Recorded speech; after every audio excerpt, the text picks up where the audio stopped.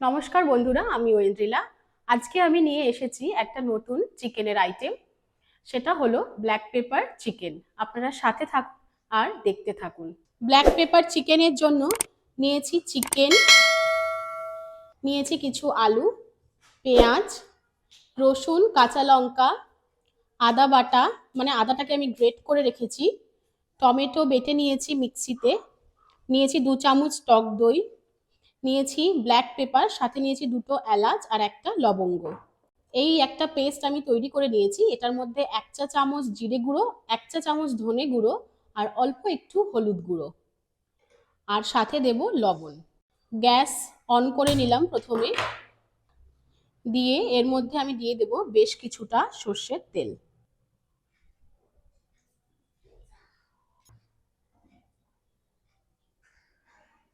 তেল গরম হয়ে এলে আলুগুলো দিয়ে দেব, দিয়ে আমি লাল লাল করে ভেজে নেব।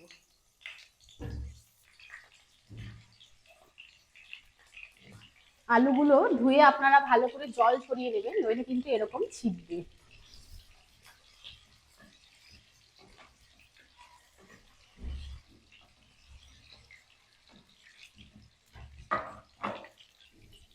দেখুন, মোটামুটি আমার আলুগুলো ভাজা হয়ে গেছে।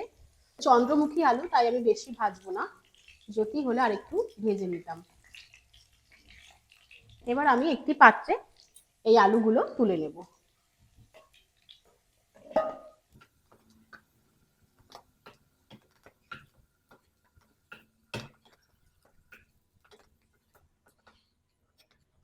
এরপর এই গরম তেলের মধ্যে দিয়ে দেব 2টো এলাচ। এলাচটা আপনারা ছাড়িয়ে দেওয়ার চেষ্টা করবেন যাতে সিডস গুলো বেরিয়ে আসে। আর দেব একটা লবঙ্গ। এছাড়া কিন্তু আর কিছু দেব না, কারণ এটা ব্ল্যাক পেপার দিয়ে যেহেতু রান্নাটা হবে, ব্ল্যাক পেপারের স্মেলটা চলে যাবে। এলাচের স্মেলটা এই গরম তেলের থেকে বেরিয়ে আসলে আমরা দিয়ে দেব একে একে পেঁয়াজ কাটা।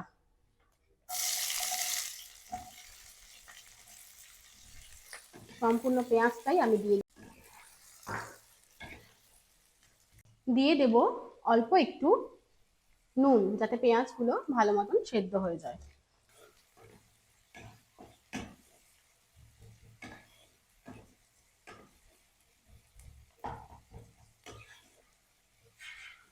পেঁয়াজগুলো ভাজা ভাজা হয়ে এলে, হালকা ব্রাউনিশ হয়ে এলে দিয়ে দেব কিছু কাঁচা লঙ্কা চিড়ে রেখেছিলাম, সেগুলো দিয়ে দিলাম। দেব রসুন কুচানো আর দেব আদা কুচানো। আপনারা চাইলে এগুলো পেস্ট ব্যবহার করতে পারেন, কিন্তু কুচানো আদা রসুনের টেস্ট কিন্তু অন্যরকম হয় রান্নায়। দিয়ে আবারও এগুলোকে আমি ভালো করে ভেজে নেব। পেঁয়াজ রসুন আদা সম্পূর্ণ ভাজা ভাজা হয়ে এলে যেই চিকেনগুলো আমি ধুয়ে রেখেছিলাম, এগুলো আমি একে একে দিয়ে দেব।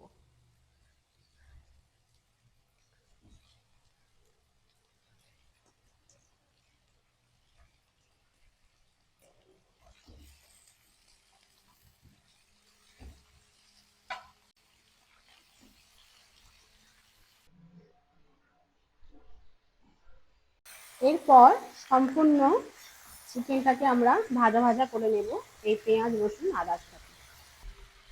আমরা চিকেনটাকে ভালো করে নাড়াচাড়া দিয়ে ভেজে নেব।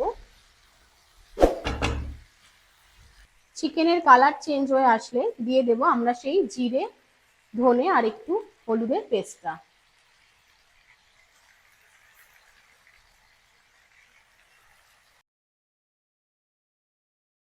পেস্টটা দিয়ে আবারও ভালো করে নাড়াচাড়া দিয়ে মিক্স করতে থাকবো।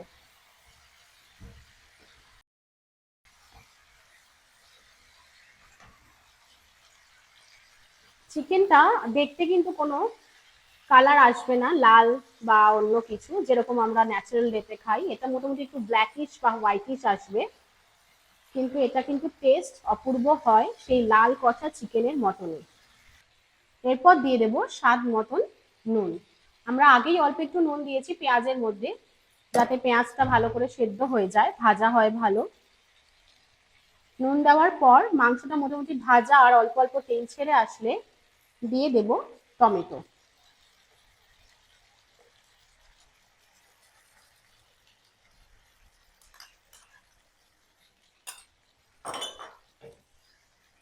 দিয়ে আবারও এটাকে ভালো করে মিক্স করব।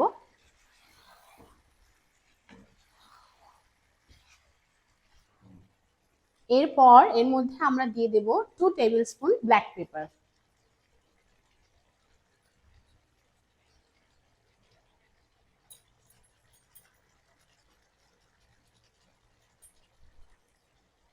বড় চামচের 2 চামচ আমরা ব্ল্যাক পেপার দিয়ে দেব, আর এটাকে আবারও ভালো করে মিক্স করব।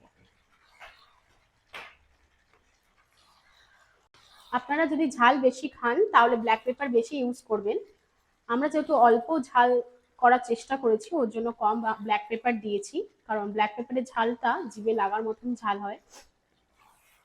ওর জন্য আমি 4টে কাঁচা লঙ্কা আগে ইউজ করেছি। আপনারা চাইলে এটা শুধু ব্ল্যাক পেপারে করতে পারেন।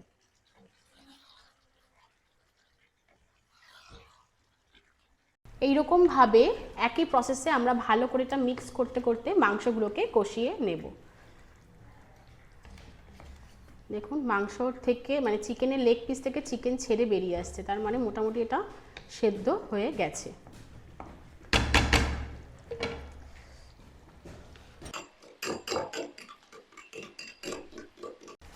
এরপর এর মধ্যে আমরা দিয়ে দেব 2 টেবিল স্পুন দই। দইটাকে কিন্তু আপনারা ভালো মতন ফেটিয়ে নেবেন দেওয়ার আগে।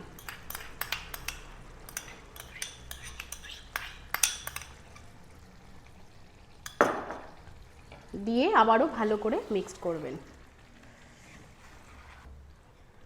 এই চিকেনটা রান্নাতে আমরা একদমই জল ইউজ করব না।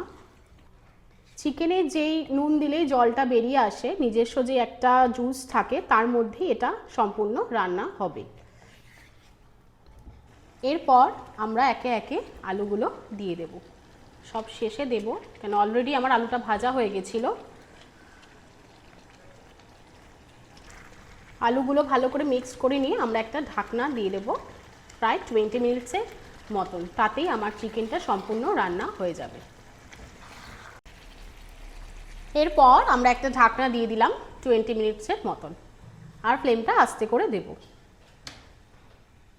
20 মিনিটস হয়ে গেছে, এবার আমি ঢাকনা খুলবো, চলুন দেখি তাহলে কেমন হয়েছে।